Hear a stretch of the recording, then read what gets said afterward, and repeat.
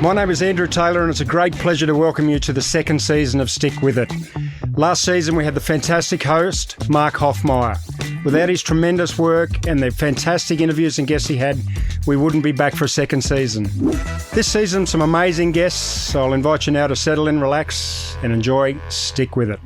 Today on the couch, or on the chair, is joining me is Captain Ryan Smith, Q400 Captain, one of our QLink members, and a good round or good fellow. Ryan, welcome. Thanks for having me. Thanks for asking me to do this. It's great to be here. So, Ryan, tell us about how the heck did you come to join me here on the couch? It feels like just yesterday started the career, and I realised the other day that I'm now one of the sort of older pilots in the seniority list at QLink, but I learned to fly back in 2007 out of Bankstown. I did the university degree. Yeah, University of New South Wales? University of New South Wales. It was fantastic 3 years. I hold some of the best years of my life going through the flying training. I just enjoyed every moment of it. I graduated from there, and that was the start of the global financial crisis. So I did watch probably everyone in the year above me go straight into the Qantas group, into QLink, through the traineeship that was going at the time. Also, UNSW and Qantas had an agreement where they were taking pilots. There was no agreement between the universities at the time, but certainly there was pathways similar to what there is now for starting off on the Dash 8 in QLink with low hours. And that evaporated pretty much overnight at the end of 2008, about 12 months before I was ready to apply. So that was probably a little bit of a setback to start with. It can be a bit disheartening seeing someone maybe a year older than you get a bit more of an advantageous run than you. But I did watch a lot of the people I went through flying training drop out of the industry pretty quick. It became pretty apparent, even running up to places like Kununurra. Back then there was Sling Air and Alligator Air, and the message you're getting from them was that they were looking at laying off their existing pilots, let alone bringing new pilots on. So it was a pretty tough industry at the time of the GFC. It did certainly flow on here to Australia. We've reduced flying hours and numbers and less demand for pilots. So there was, I think the stat we were talking about at the time was 10 pilots for every one job going. And you go onto GA recruitment pages and everyone was sort of talking minimum 500 hours multi-command, which is, I was sitting on a fresh 200 hours, mostly single engine with about 20 hours dual. It's a bit humbling, but certainly I made the decision to get a flight instructor rating, grade 3, because I thought that might help me find something to start with. And I remember frantically going around all the schools at Bankstown and Camden and dropping off resumes. I knew some of the chief pilots at the time would only look at you if you sort of did a bit of research about the company and try and go online. And what was a pretty limited internet back then, there was no Instagram and all that as there is now. You can't really find out what a company had on their website, but if I couldn't find out the name of the chief pilot, I used to ring up the school and try and coax it out of them before I go in there, so I knew who to ask for. So I went around Bankstown and Camden. They were my preferences growing up in Sydney. I thought, so you're a Sydney boy? Oh, yeah, I'm a Sydney boy. Grew up in the Shire, like a lot of us. Do we want to go? Do it? Right? I exited for a while, but I'm back. I'm back. Yeah. I suppose that could be quite a big talking point because there's a lot of parts of the shop. But anyway, I digress. But no, I ended up flying up to Brisbane to go to Archfield, and I was about to go down to Moorabbin the next day after getting a lot of resounding no's, going door to door to all the flying schools. But when I got back to I was going back to Brisbane Airport, and I got a phone call from one of the schools out at Bankstown who had originally told me, look, we're going to take one of our own instructor rating candidates on.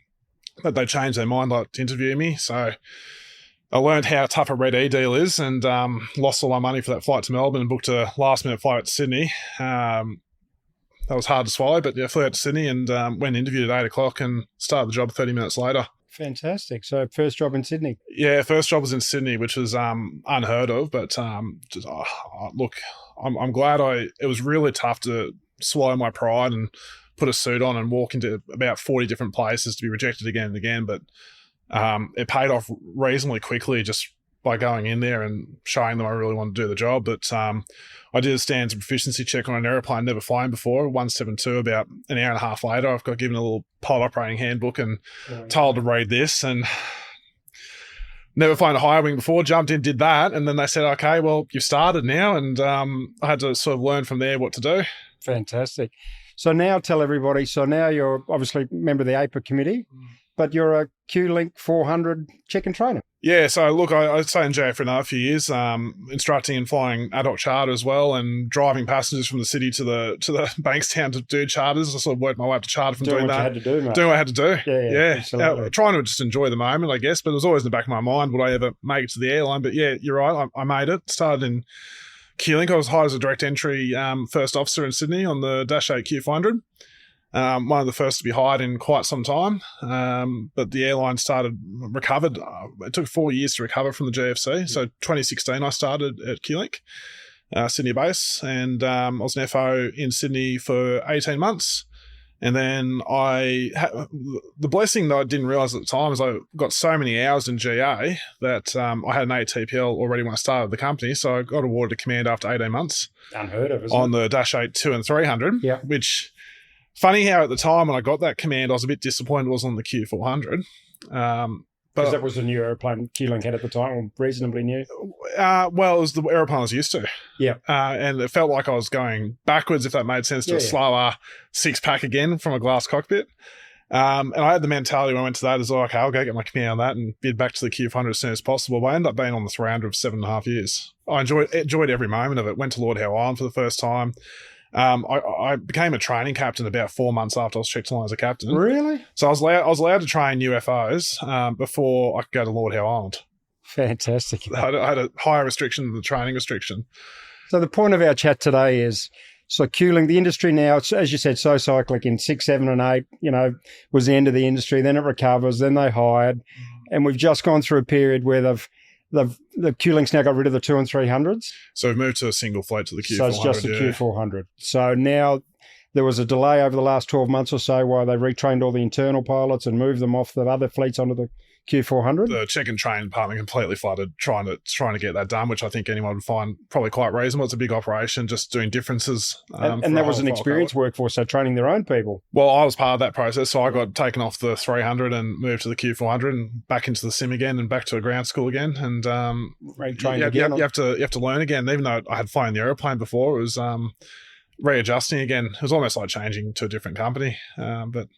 So this chat, I guess, is a bit about, we're going to lay down some guides and some helps for new pilots coming to join QLink. On the Q400, they may be inexperienced, and it's people just think, it's a propeller airplane to propeller airplane, but in fact, the Q400 is a sophisticated high-speed airplane, a jet with propellers, isn't it? And I've never been on anyone, so I honestly don't know. No, really, it should. This is my opinion, and the company treat it as such. It's a different type of airplane.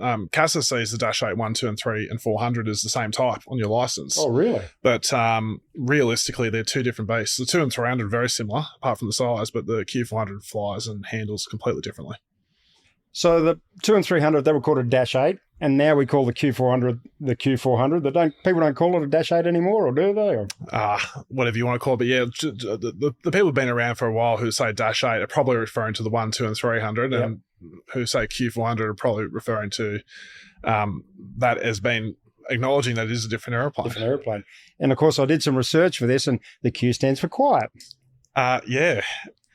Relatively quiet is probably better. Relatively quiet is probably a better way of saying that. Look, it is leaps and bounds quieter. Is it? But it is still a turboprop. But a big airplane, 100 passengers or something? Or thereabouts? Traditionally 74, but the new ones that have just arrived are 78 seats. Is it? Stick a few inputs on laps, you can take just over 80. Yeah, so then you've got captain and first officer and one flight attendant on the airplane? 2 flight attendants. 2 flight attendants. 2 flight attendants, yeah. One at the front, one at the back. So I've turned up with 175 hours and I've managed to get myself a job at QLink. Where do we start, I guess? So all the training done, and where's the training done for? Does it depend where you're hired or where your base is going to be? Or I'm guessing the first feeling you're feeling is exciting and daunted at the same time. Incredible. I can't imagine. Yeah, I can almost remember that time. That's how I felt. I joined the company with, I think it was 3,500 hours. I was hugely excited, but also hugely daunted. Yeah, absolutely. Even for me, it was a big step up. Look, the training can be anywhere as fast as, if the training department is in an efficient point of time, it could be as quick as 5 months. It could drag out to close to a year. It depends on instructor availability. It depends on simulator availability.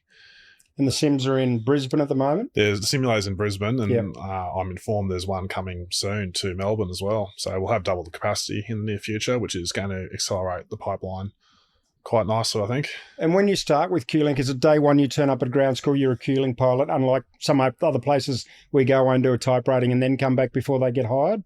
No, so day one you're QLink pilot. You're a QLink pilot. You're on your full salary. Yep. At present, there's no training wage. Yep. Your first day is an orientation, and then you're thrown pretty much in the ground school from day 2 onwards. And it looks like a complicated aeroplane. Ground school's at full on? So the first, certainly it was when I went through. I think you might do a human factors course 2 days first now, on days 2 and 3. But after that, you'll be thrown to what we call AvSoft, and that's just a nickname based on the product Qantas Group has bought to train QantasLink pilots in the Dash 8 Q400. You're given 6 days of home study, work from home. It sounds wonderful on paper until you realise that time's pretty limited to absorb all this information. I remember one of the senior pilots who I consider a good mentor now and another AIPA member, he came to us on our first day and just welcomed us and said it's going to be like drinking from the fire hydrant. And I didn't quite understand what he meant until I started doing that ground school on the Dash 8.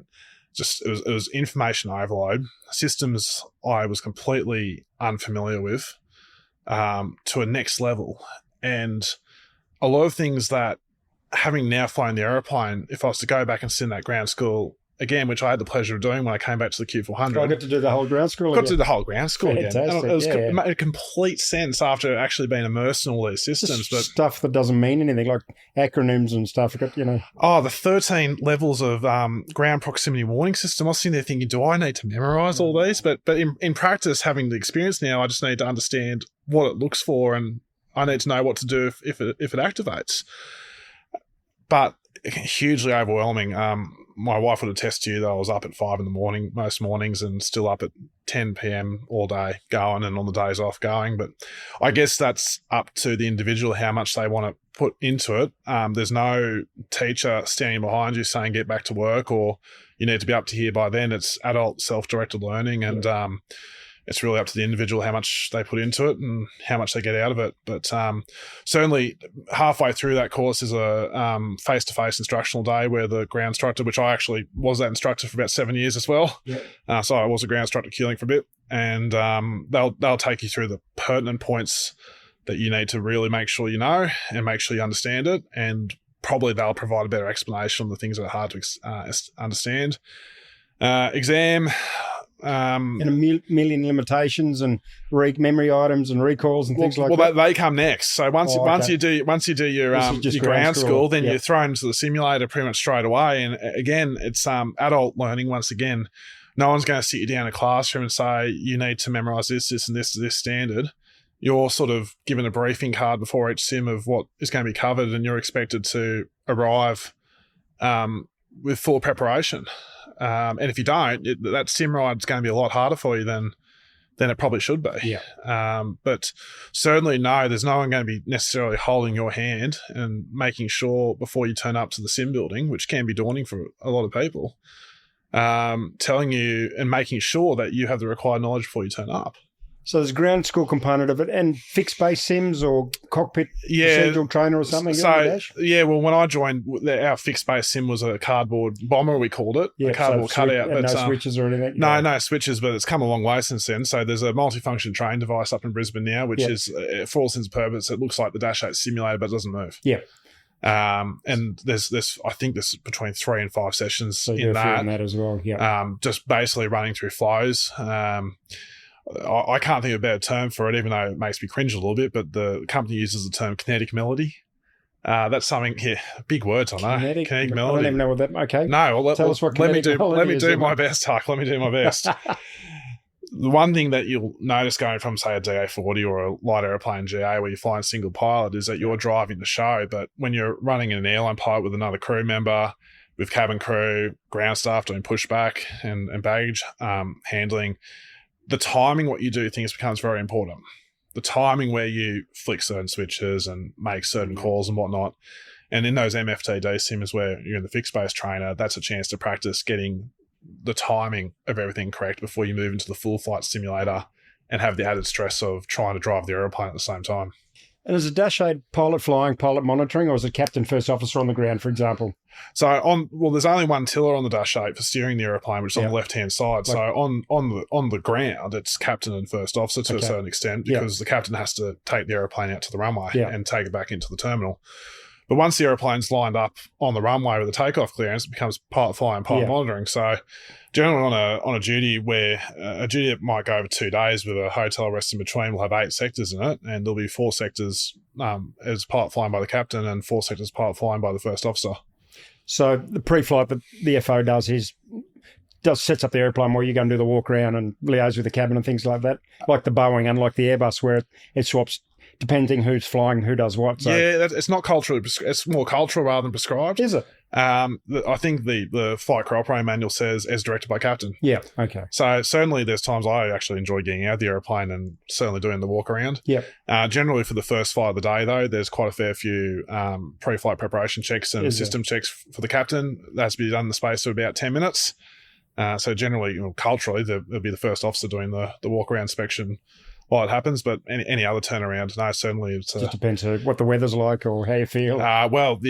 Some captains, when it's raining, will be the first officer going out. I think this is paper rock method's quite diplomatic, and then if it's really raining, I lose, well, we'll multiply best 2 out of 3, you know what I mean? Well, we could do some training on that. If it's raining, we go make the second officer or the FO go do it, yeah. Being a high wing is good. You get a little bit of reprieve every now and then. You hide under the wing and do a bit of looking from under the wing, So ground schools via the app, done at your own pace, in theory, away. So you do that at home, and then eventually you come back to class and you meet a ground instructor, a brief introduction, then some ground sims, then you're off to flight sim. Yeah. More or less, More or less. So you're looking at, I think it's 14 sims followed by a check, and it's a 6-hour, 6.5 hour session. Wow. Hour and a half pre-flight brief, 4 hours in the sim with a little tea break in the middle, followed by an hour of debriefing. They're full work days. It's, again, like drinking from the fire hydrant at the very start, and it's going to feel, probably for most parts, I still remember my initial sims, I remember feeling like I was several miles behind the aeroplane most of the time, and sitting there wondering, is this ever going to make sense to me? But it does eventually, but it's not something that can be eased into per se. And quite often you'll be paired with another first officer trainee so both of you really don't know what you're doing, so you're trying to teach each other, and in fact you don't know what you're doing to start with. And the hard bit is in those simulators, when you're doing your type rating as brand new first officers, you've got to take it in terms of being the captain. Yeah. And you've had no training at that. None at all. So quite often you're getting directed by the sim instructor, the captain would do this here and the captain would do that there, but being a two-crew aeroplane, you can't just be sitting in the simulator by yourself with the instructor sitting behind like you might have in your flying school. Yeah. And some people find that the most stressful bit, actually being the pilot monitoring for someone else's sim, having that fear of if I'm not helpful, then I'm going to make it hard for the other person. So there's that onus on you too, that you need that preparation you're doing is not just affecting you; it could affect your sim buddy as well. Well, that's right. You're trying to do your bit, but you don't really know what your bit is to start with. You're trying to help him do his bit, and her bit, and she doesn't know what she's doing. So yeah, it's incredibly stressful, can't it? It can be, absolutely. Yeah. The training's top notch. It is a QantasLink. Well, they've been training pilots a long time. Yeah. The part of the group has been training pilots consistently for a long time, and I'm a bit biased. I'm part of the training group, but definitely I've only been impressed with dealings of other people in the training group at QantasLink. Very respectful and very professional and supportive, but it still doesn't detract from the fact that it's tough. So you get through simulator part, you get a type rating. You get a type rating. Yeah, 1, 2, 3, 400 dash. You get DHC8, that's all it says now, and then that endorses you for all 4 Dash 8 models, which is amazing in this day and age, but you'll only realistically get to fly the one type. So I've finished my simulator on Friday. Today's Monday morning. I turn up with training captain Smith to Sydney. Then what? I mean, do you ring somebody up and say, "Oh, g'day, Sally, my name's Ryan, I'm taking you flying on Monday," It's more formal than that. The company rostered 2 ground training days with the training captain, one just before the first day and one halfway through the training. Oh, really? So on the first day, I'll meet the person I'm taking up for their first day the next day. So it'll be an 8-hour rostered session that we can use as much as we need to. Usually it'll go for almost that amount of time. And you meet them at the airport or something? Yeah, I meet them at the airport. So the first thing I'll do is show them around the base. Like, you'll walk in here tomorrow and you'll sign in here, and this is where the crew meet. This is where you can put your stuff if you need to. This is what we'll do before we go flying. So I'll sit down and pretend that we're planning the next day's flight together and talking about the considerations such as fuel, being mindful that probably half of it's going in one ear and out the other while they're managing their stress. Well, it's exciting as well, you know. But it's important to do that the day before while we're sitting in casual clothes and before we put the uniform on the next day and all feels very real. Then I'll generally take them out to the aeroplane as well, and I'll say, okay, we've just arrived at the aeroplane as we would tomorrow. Let's do a walk around together. Said maybe tomorrow I might be up in the flight deck when you do this, so let's do it together and I'll just watch you do one, and that way I'm confident you can do it and you're confident you can do it. But it's not like we get to take a Dash A out together with no passengers and go fly it around the training area. Your first day is you have paying customers, platinum frequent flyers on board in row one, and most of them are very experienced Dash 8 pilots as well, so they're going to be pretty critical. Well, you get to the point where a lot of the passengers have more hours on the Dash 8 than you do. Yeah, no And so they don't do no base training or anything. You come out of the sim and go straight to the aeroplane with passengers. Yeah. And a safety pilot will come with you on those first few sectors? Yeah, so depending on the pathway, if you're coming in from the academy, I think there's 20 sectors with a safety pilot. If you're coming direct entry like I did, I think I had a safety pilot for 4 sectors from memory. Wow, that's not just many, the first 2 days, and then that was it, yeah. But they'll sit in the jump seat for 2 reasons, just to keep an eye on things, just to provide support to the training captain as well. Yeah. An extra set of eyes, and also to provide support, I guess, to the trainee where possible. Not that you can do much flying training from the jump seat, but certainly there's things you can do to support them. It's just handing things to them and just helping them with their seat and everything like that. Where do I put my water bottle, or where does my bag go, or how do I plug the headset in, or all things like that. All those sort of things. Yeah, which is just... I remember on the 7.6 when I did my first out on the line, it was a 3-pilot operation. Can't remember where we were going, but I didn't know how to open the crew rest. So I was standing there looking at the door going, how do I get into the crew rest? And flight attendant had to come and open the door for me. You know, things that we take for granted are so simple that if you've never seen it before, like a lot of these people have never been at a Q400 before. Never seen a Dash 8. So little simple things like... the simple things that the training captain might take for granted, and... You know, not that I'd ever expect to be in an environment where the trainee wouldn't feel comfortable asking the training captain something, but sometimes it's easy to ask someone who's not a trainer in the training department, a fellow first officer, just a little admin question sort of thing. Look, I'd hope everyone would feel comfortable asking the training captain anything, but sometimes for the sake of ego, it could be easier to ask your colleague something. So look, there's a lot of good reasons to bring someone in the jump seat for those first few days, and it is certainly helpful. It's funny, I don't feel any different to 25, but I guess people look at us now and go, look at that old bloke, or maybe not for you, but I don't feel any different, but they're not comfortable asking us old blokes simple questions, I guess, as well. If there's a question about TikTok, I can't help you. No, I can help you with that one. Yeah, no problems. So, and are they careful how they roster the trainees to start with? Like, you're going to go charging straight off into some exotic, MB, CTAF or... Yeah, that's a great consideration that is careful care is taken to make sure we don't roster short sectors. Sydney to Orange in a Q400, for example. It's busy. I never thought we'd start flying to Orange, by the way. I mean, that's a surprisingly successful port. We always carry good numbers out there, but... Look, from the time you get to 14,000 feet, we only cruise out there at 14,000 feet. You're only in the cruising altitude of 8 minutes before you have to start coming down again. It's so we don't roster certain ports on the first few days. High traffic ports or ports too close to Sydney. And for the first, I think it's 3 days, it's just a return trip somewhere. A short day with the acknowledgement that you're probably going to be exhausted after that, and your brain's probably clouded by that, and then go home. And you'll demonstrate a few before they. No. So the first sector in the aeroplane, you'll do one and then they do the one back generally? Or? No. Oh, really? No. First day, I usually let them land both sectors. Fantastic. How exciting is that? That's incredible. To some degree as a trainer, and this is not me having a shot at trainees. I was once one myself. And I remember my first day, the training captain let me fly to Tamworth end to back. I remember that day clearly, by the way. It's one of those days in my career I remember clearly. But as a trainer, I now realise I thought he was just being nice to them because I was excited when I had to go. But as a trainer now, I realise that it was actually easier for me to monitor all the admin, the flying bit, and the radio bit, and monitoring all the checks being done correctly. and instructing in that position rather than instructing while I'm trying to land the airplane. Well, I remember my first landing in the jet was into Singapore, and yeah, I'd only ever flown little aeroplanes, and all of a sudden, I'd been a second officer for a little while. Landing in Singapore was horrible. I remember the very experienced training captain, he just looked at me and laughed. And the next leg was from Singapore up to Bombay, up to Mumbai. And we had a really old 7.6 sim here, which the graphics were terrible. They were black and white.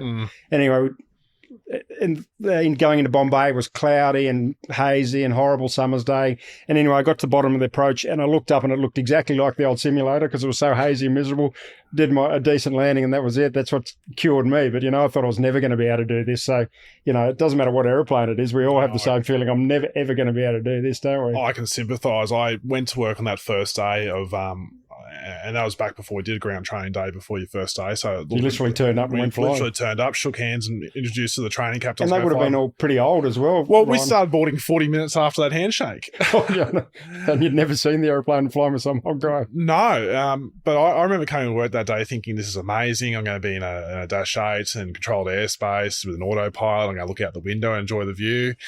And then about 5 minutes after takeoff, I made that realization that my brain was still in the terminal and still trying to find the car park, we were still trying to work out the boom gauge of the car park. Yeah, and absolutely. Now I'm going 700 kilometers an hour and I'm still back in the car park. Well, even simple things like where do I put my pen? You used to write stuff down in the old days, like where am I meant to write that down or how am I meant to do that? And so obviously now we live on our iPad. So same.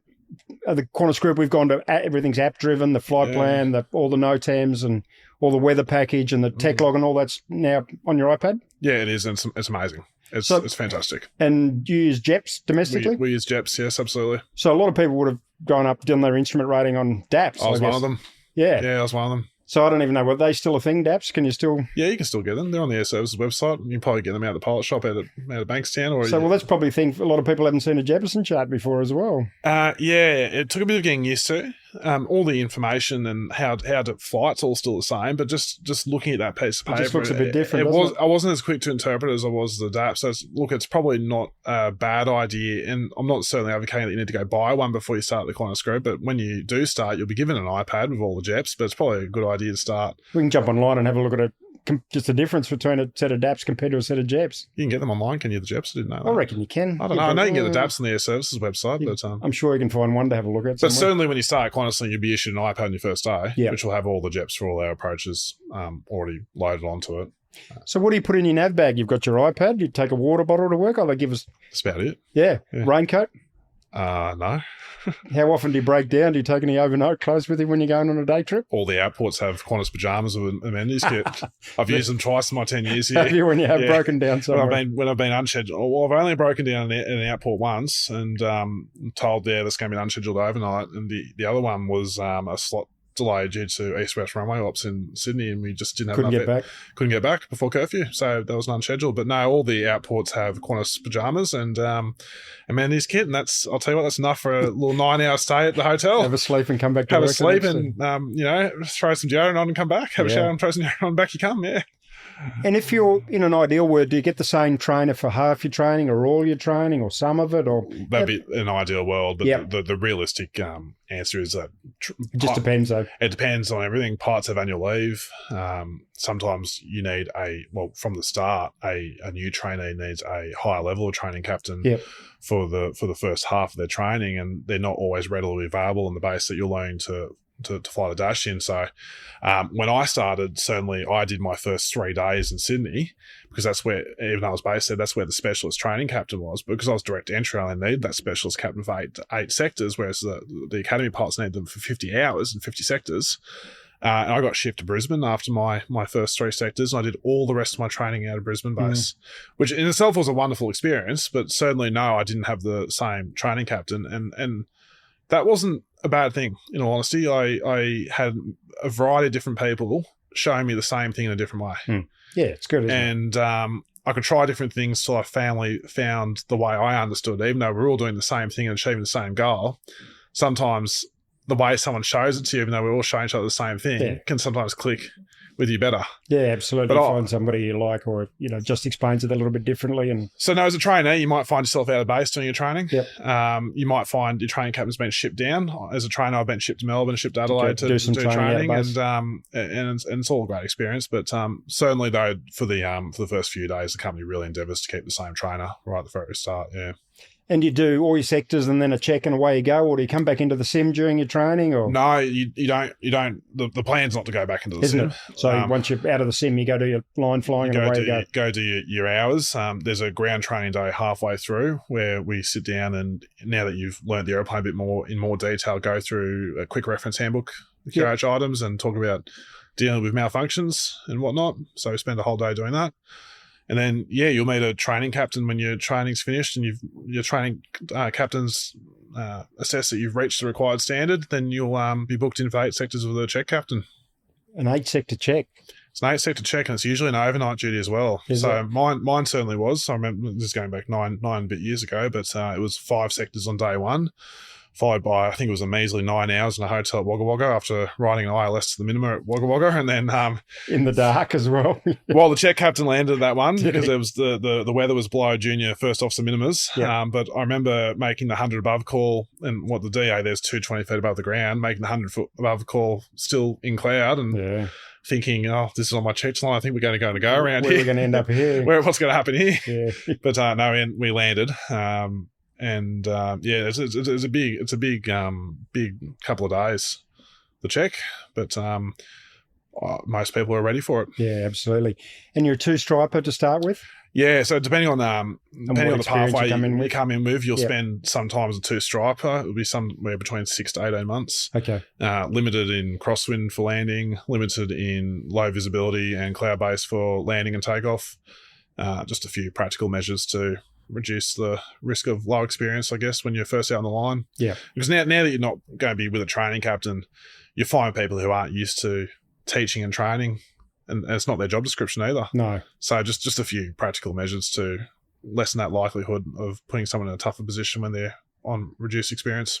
Well, that's a good thing to talk about. So you're a brand new Q4 or a Q400 pilot, and we never stop learning in this job. So it is really important that even though you might be brand new, the captain you're flying with might be just a line captain, but it's really important that you lend on him and get the experience out of he and her. Or I learnt the most that way. Yeah, you ask the question, say, can you explain why, or can you tell me? Or naturally, over time, as you get rosters fired with different people, and I think like Sydney base, for example, has about 80 different captains, for example.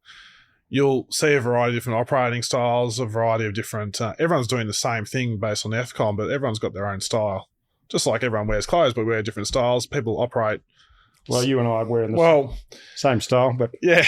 The standard uniform. But everyone has a slightly different operating style, and you'll be able to cherry pick what you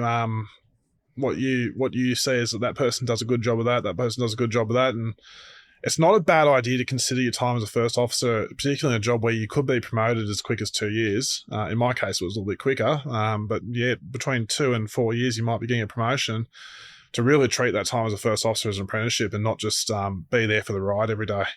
Because if you're not watching what's going on and thinking about how would I do that if I was in charge of this machine, it's going to come for a rude shock when you are awarded for that command if you haven't already been mentally developing those skills. And lots of limitations on the airplane, lots of memory items, recalls? Yeah, there is. Because the bigger the airplane, the less you've got to remember. So I can only imagine that Dash has got a million things to remember. There is, and it will start off as a rote learning exercise where you're just going to have to go sit somewhere that makes you feel comfortable. I was when I started QantasLink, I was married, no kids yet, but so on a day where I was on training reserve, for example, and there'll be a lot of training reserve waiting for the sim to be free and whatnot, where you'll basically get a paid day off. But I remember going down to the beach and just sitting by the beach where it was nice and warm, and flipping my iPad out and just sitting there for a while and reading and just putting it down and trying to see, did I remember that one? And there's a lot of memory items, but it's doable. It's doable, and there is time paid on the clock to get into your brain. But again, as I said earlier, there's not going to be someone there holding your hand, making sure you do it. And are the manuals a decent read? Like some of them are terrible. You don't even know where to start. Like, which book do I start reading from? It feels that way when you start, but after almost a decade of exposure to them, it makes sense to me now. But I do remember looking at our operations manual and hoping no one ever quizzes me on it. When I started, it's a lot to take in, and a lot of things I didn't fully understand when I started either. But certainly over time, I've got my head around it, and that came with some exposure to certain scenarios where I was forced to find out what the answer was. Yeah, you got to go. Or I didn't know what I had to look up until something had happened, for example. So what about, let's give away some of your training and checking secrets. What about some of the questions you love asking the trainees where they're impossible to find the answer, but because have you got some favourites you love asking to make people go looking for them? Oh, look, I'll be honest. I try not to. You look like a bit of a tyrant to me. Come on, right? I want the good questions so that we can share them with everyone. Gotcha questions are not my favourite thing, but my favourite questions I ask on checks, I want to ask practical questions that give me an idea. Is this person able to do something if I was, for example, in the toilet halfway through the cruise, and are they able to make the right decision on something? Yeah. So when it comes to things like recalls, for example, I'd rather not ask someone, can you please spit out the answer to this? Yeah, so what are you going to do now? I might ask someone, you're in the circuit at Coffs Harbour with the autopilot on and you turn the heading bug 90 degrees to the left. You see the flight director move out to the left, but then you don't see the control column move. What would you do? Don't ask. You're not asking me, are you? Yeah. I don't know. I thought you said you did some research on the dash. I can tell you some other fun facts. I am getting at someone trying to tell me the recall, but I want to see it someone would actually recognise the need to do that recall. Yeah. So, very important to know your recalls verbatim. But also, if you don't understand what would trigger you to use that recall, or what the signs and symptoms would be to do that recall, then you need to be asking that question to your trainer. Yeah.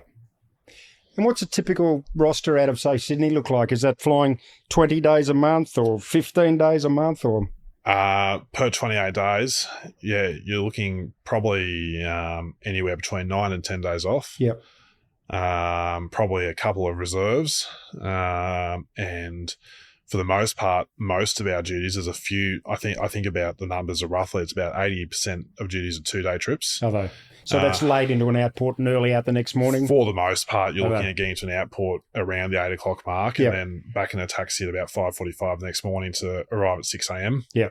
Our EBA gives us a 30-minute sign-on before departing. It's not long, is it? And for those of you who are familiar with the previous 48.1, which talks about hours embracing 10 till 6, that's the reason all our sign-ons are at 6 a.m. So if you go on and look online at Flight Radar any given morning, you wonder why every single turboprop flight leaves at 6:30 for a capital city.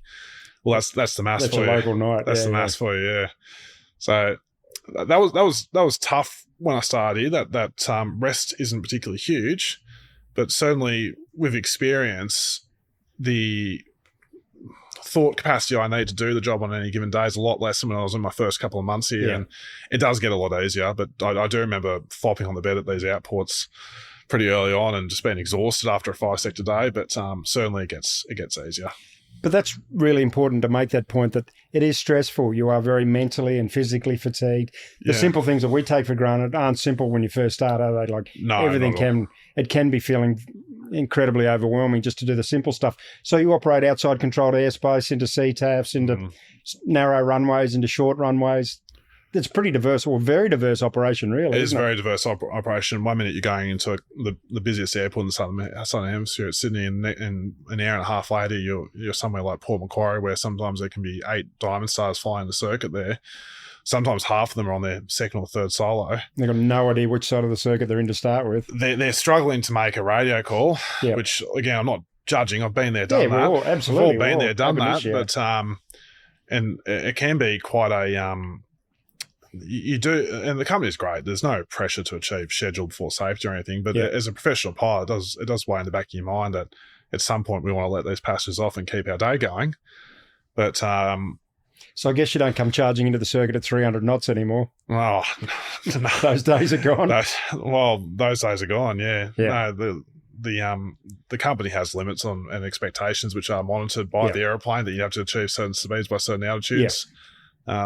Safety is taken quite seriously. There's definitely no charging in. There's definitely if you're choosing to do straight approaches and tailwind, the company can pretty much find out about that instantaneously. The expectation is on safest decisions, and you're fully supported. I've always been fully supported.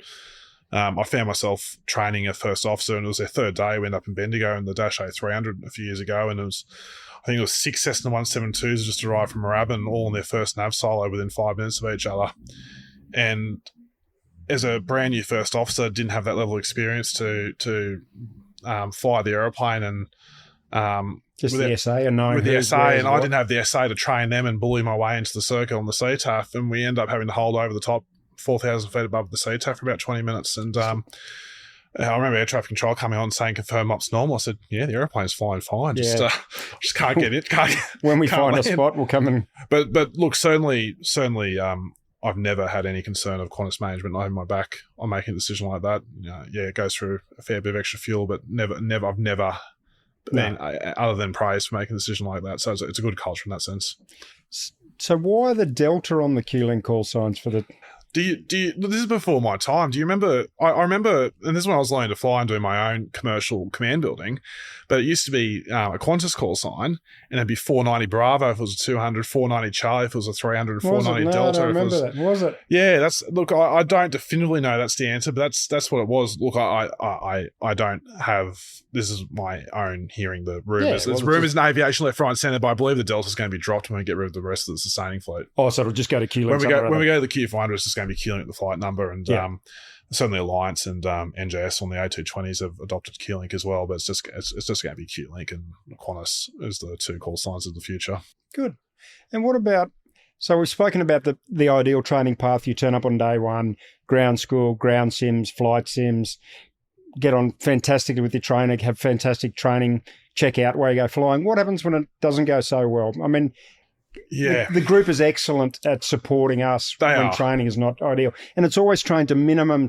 So it's the minimum time training path for the ideal student. The weather's perfect. You finish on time. But quite often it's not like that, isn't it? A lot of the time it's not like that. No, and that's going to become more common occurrence as we see more people join the company with lower experience levels than maybe traditional. And that's not by any means the fault of the trainee or the new pilot. That's just where the industry is going at the moment. When the training path's designed around an experienced pilot coming in to be a first officer, aren't they? So when you don't have that experience, it just takes longer, doesn't it?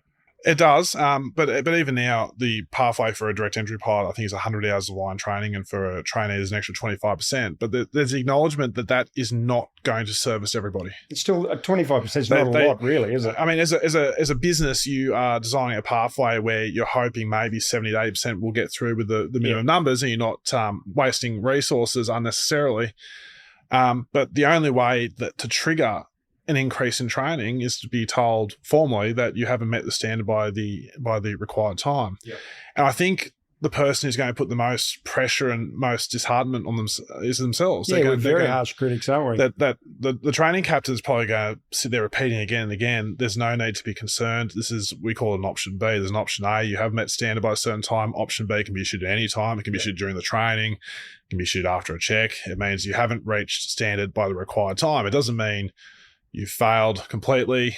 It means you haven't reached the required standard when we'd hoped you have. But acknowledging that this is not unexpected. And that's the only way to drive a request from the business for getting more training. Yeah. So I have been the person to deliver that news to people. And again, I see people disheartened, and I completely understand that.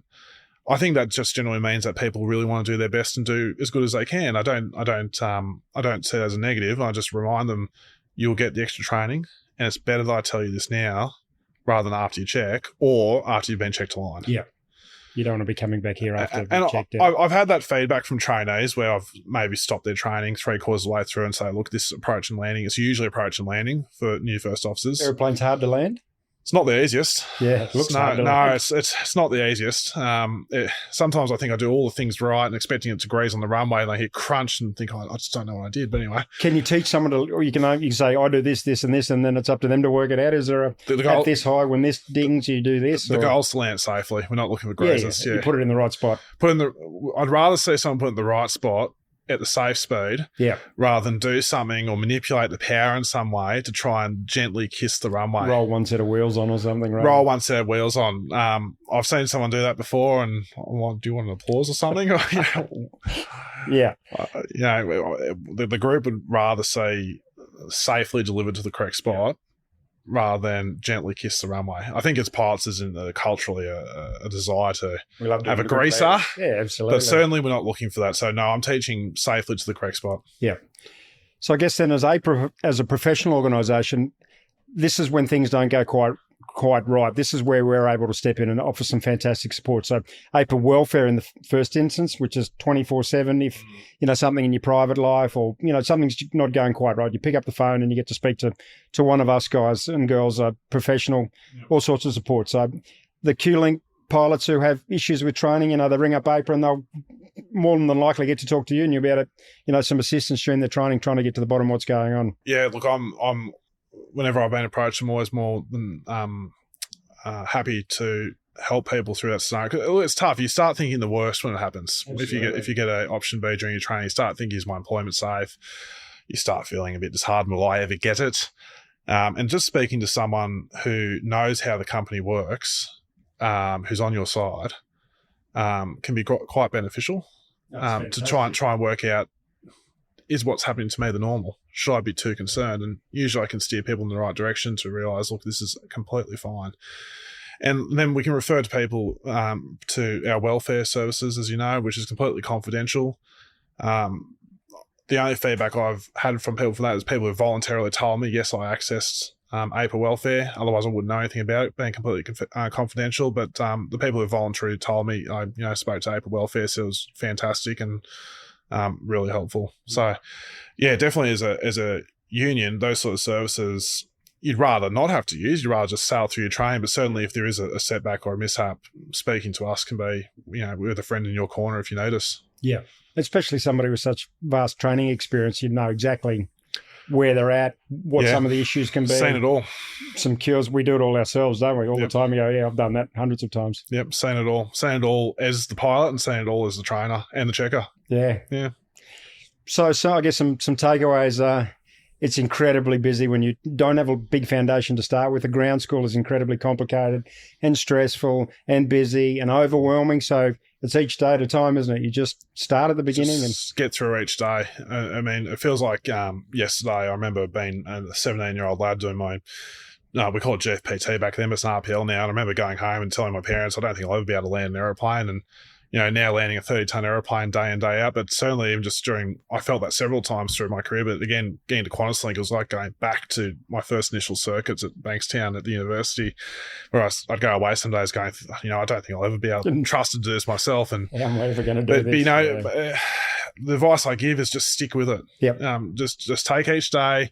You might leave one day and think, oh my gosh, that was terrible. But then say, okay, well, I'm going to have another shot at it tomorrow and I'll take the trainer's feedback on board and I'll try it again a different way. And then you might not see immediate improvement. Come back again, do it the next day. You get 125 sectors of training. Yeah. It's a lot. And I think as pilots, we want to be the best right from the get-go. But I think there needs to be the expectation it's probably going to take that full 125 sectors to get to a standard to pass the check. And then it's probably going to take even longer on the line to really finesse those skills. We never stop learning, do we? So, no. But the wonderful thing about the QLink career is there's so much flying. There's so many ports you go to. The operation's incredibly challenging because you're in capital cities, outside controlled airspace, long strips, narrow strips, landing in the middle of the night with 90-metre runway edge lighting and no centerline lighting and no high-intensity approach lights or all the things that I get. No, it's wonderful. Just yesterday I was up in Coffs Harbour. I spent the night and then went back to Sydney, back to Coffs Harbour again, and the clearance from 30 miles was runway 21 cleared visual approach. Yeah, beautiful. That was it. Joined downwind at 1,500 feet and down the coast whale watching. Yeah, put the flapping gear out myself, and the clearance and takeoff was track coastal 1 mile east of the coast, clear for takeoff. Fantastic. It's unreal. It's flying for Qantas. It's the best of being an airline and best of flying general aviation at the same time. Yeah, get to do some great flying still, eh? Yeah. Absolutely. So the Dash, thoroughly enjoy it. Great job. I love it. Yeah. I don't know if I'll finish my career on it, but if I do, I won't have any regrets. So should we give 3 key takeaways or 3 things to think about when you're joining QLink as a brand new Yeah, three. Three. First one is if you're feeling overwhelmed, that's okay. Everyone else feels that. And I take my hat off to low experienced pilots coming in and taking it all in. I mean, I certainly wasn't a low experienced pilot when I joined the company, I definitely got the drinking from the fire hydrant effect for sure. But likewise, seek help if you need help. If you're really feeling overwhelmed and overburdened, there's a lot of people that can help. It feels overwhelming in a big new business like Qantas, but there are lots of people that can help. Absolutely. And there might be someone who's ahead of you in their training, or somebody you run across in the terminal that you might have known from the past, or, as we said, AIPA welfare, please pick up the phone 24/7. And after you've spoken to the professionals, they'll pass you on to people like Ryan. There's so many people we can ask, isn't it? And we're all ab initio pilots not that long ago. Well, for me, it was a while ago. I think that's a great point you make, because when I joined the Qantas group, I saw all these experienced captains across the group and first officers who've been doing it for a while, and you look at them in a way of, they're out of my league. There's no way I'd call those people up and ask for help, but I've been in that position. I've been there, done that. You've been there, done that. And if someone's pick up the phone and say, I'm feeling like this, well, we'd remember that straight away, wouldn't we? Well, I'm actually quite chuffed when somebody go to the trouble to ring you up and say, oh, can you help? I think, people actually like being asked, can you help me? Yeah, I'd love it if someone, absolutely. Someone does, someone thinks, oh, that's the person I want to ask, So that's two. One more then. One more. So how many miles a minute does it do? Miles per minute? Yeah, here's a go. Sorry, quick, it would be about, 6 miles a minute, wouldn't it? Well, there you go. So you got to start all of a sudden thinking from 2 or 3 miles a minute to 6 or 7 or 8 miles a minute, depending, tailwind and things like that. I'm going to give you 1.5 more things. So all right, the extra one thing is, while you're in training, make sure that you are using your downtime where you're on training reserve effectively. It's important to have downtime, but don't waste it as well. But don't waste it as well. I mean, it'd be quite easy when you might be assigned a month of training reserve, but use that time to try and self-study some of your FCOM, your procedures and whatnot. And when you're doing your jump seat rides, I remember my first jump seat, because that's part of the training. You got observed, I think it's 8 sectors in the jump seat and watch what's going on. I remember the first time I sat in the jump, I'd done my sims and everything, and I thought everything down packed. When I watched this experienced crew doing it, I just sat there with this blank look on my face. But use those jump seats to sit and think, okay, I need to make sure I'm ready to do that there. I need to make sure that I'm doing that at the right point of time, or I'm going to remember to do it that time. Don't sit there and just look out the window and enjoy how fast you're going. But that's great as well, but making sure you're paying attention what the experienced crew in front of you are doing. But I guess the last half point I'd say is make sure you're enjoying yourself and having fun. The only probable thing I'd just caution you recruits is, don't buy down any negativity you might hear about the industry. It's very easy to buy into someone's mantra of finding fault with the job, but I just remind myself every day how lucky I am to be sitting in the seat. And we take off on 3-4 right and fly right over the top of that every day, and I look down at the offices and think, well, I'm very happy I'm up here at the moment. Every day we go flying's a good day. That's just the encouragement I give people. There's going to be times where you go to work and you think, oh, I'd rather be at home, or maybe something happens industrial in the workforce where you think, oh, this could be better. But overall, it's a really exciting career. It's an exciting place to work, and make sure you're enjoying it. I always try my best to enjoy it. Captain Ryan Smith. Thanks for having me. Qantas Group pilot, Dash 8 training pilot. Stick with it.